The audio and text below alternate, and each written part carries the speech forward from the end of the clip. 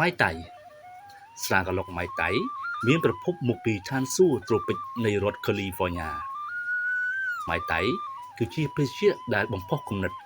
ដោយប្រជាជនប៉ូលីនេស៊ីដែលបង្កើតឡើងដោយលោក Victor J. Bergeron ដែលត្រូវបានគេស្គាល់ថាអ្នកជំនួញឈ្មោះថា Vic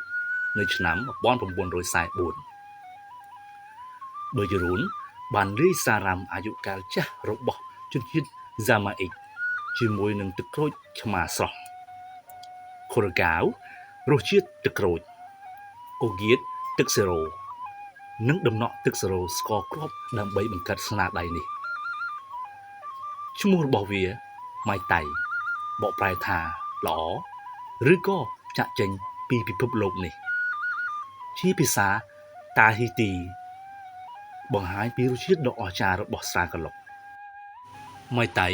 បានទទួលប្រជាប្រិយភាពនៅទសវត្សរ៍ឆ្នាំ1950ហើយនៅតែជានិមិត្តរូបនៃវប្បធម៌ទីគី